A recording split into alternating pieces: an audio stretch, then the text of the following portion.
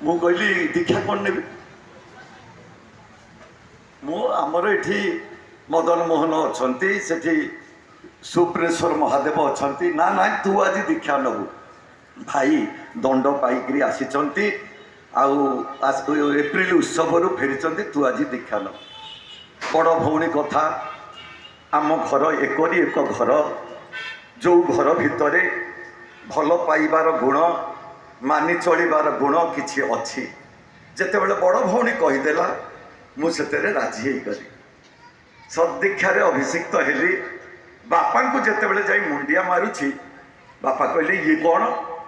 ବୋଉ କହୁଛି ସିଏ ପା ଆଜି ଦୀକ୍ଷା ନେଲା। ବାପା ହାତ ଉପରକୁ ଟେକି ଦେଇକିରି କହିଲେ ତାର ପ୍ରାରବ୍ଧ ଯାହା ଥିଲା ତାହା ହିଁ ହବ। ଚାହୁଁ ଚାହୁଁ 50 ବର୍ଷ ବିତିଗଲା। ଭିତରେ ଥିଲା କିଭଳି ଏକ ସତ୍ସଙ୍ଗ କରିବି। ଯାହା ହଉ ଆଜି ସେଇ ଶୁଭ ଦିନ ଆସିଛି। ଆଜି ମୋର ଝିଅ ଯିଏକି ଆଶ୍ରମ ସହିତ ପ୍ରତି କାମରେ ସେ ଜଡ଼ିତ ଅଛି, ପୂଜନୀୟ ଅବିନ୍ଦାଙ୍କ ପାଖରେ ତାର ସାଙ୍ଗ ଦ୍ୱାରା ନିବେଦନ କରିଦେଲା, ବାପାଙ୍କର 50 ବର୍ଷ ହେଇଯାଇଛି, କ'ଣ କରିବେ? ନା କ'ଣ କରିବେ, ସତ୍ସଙ୍ଗଟାଏ କରିଦେବେ। ତାଙ୍କର ଶ୍ରୀମୁଖର କଥା ଆଜି ଆପଣମାନଙ୍କୁ ସମସ୍ତଙ୍କୁ ଏକ ପରିବାରଭୁକ୍ତ କରି ଗଢ଼ି ତୋଳିଛି। ପରମ ଦରଦୀଙ୍କ ପାଖରେ ପ୍ରାର୍ଥନା, ଆପଣମାନେ ସମସ୍ତେ, କେତେ ଫୋନ୍ ଆସିଛି, ବର୍ଷା ହବ, ଝଡ଼ ହବ, କିଭଳି ଏଭଳିକା ଚିନ୍ତା କଲ।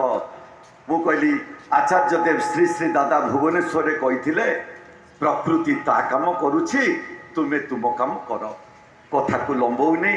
ଆପଣମାନେ ସମସ୍ତେ ଯେ ଗୁରୁଜନ ଯେ ଲଘୁଜନ ଅଛନ୍ତି, ସମସ୍ତଙ୍କୁ ମୋର ଗୋଟିଏ ନିବେଦନ, ଆମେମାନେ ଇଷ୍ଟ ଆଚାର୍ଯ୍ୟ ଗୁରୁ ପୁରୁଷୋତ୍ତମଙ୍କୁ ମଥାରେ ବହନ କରି ଚାଲୁଛେ, ଏକ ସତ୍ସଙ୍ଗୀ ହେଇଛେ, ଏକ ସତ୍ କର୍ମୀ ହବା।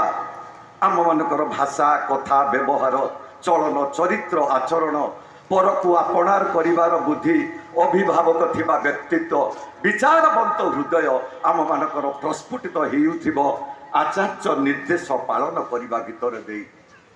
ତାଙ୍କୁ ଭଲ ପାଇବା, ତାଙ୍କୁ ମାନି ଚଳିବା, ଜୀବନରେ ତାଙ୍କର ନିର୍ଦ୍ଦେଶଟାକୁ ପରିପାଳନ କରିବା, ଇଷ୍ଟ ଭରଣ, ପିତୃପୋଷଣ, ପରିସ୍ଥିତିର ଉନ୍ନୟନ, ଏହା ନ କରି ଯାହା କରିବ ଅର୍ଦ୍ଧପାତରେ ତୁମ ଚଳନ। ତେଣୁ ଆସନ୍ତୁ ଆଜିକାର ଏଇ ବିଶେଷ ସତ୍ସଙ୍ଗରେ ଯେଉଁମାନେ ଯୋଗଦାନ ଦେଇଛନ୍ତି, ଆପଣମାନେ ସମସ୍ତେ ତାଙ୍କୁ ଜାଣନ୍ତି।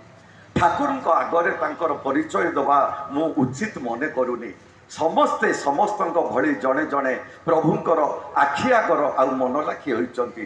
ସମୟ ସୁବିଧା ଅନୁଯାୟୀ ଯଦି ସମସ୍ତଙ୍କୁ ସମୟ ଦିଆ ନଯାଏ, ତାହେଲେ କାହାରି ମନ ଭିତରେ କେହି ଟିକେ ଦ୍ୱିଧା ଆଣିବେ ନାହିଁ।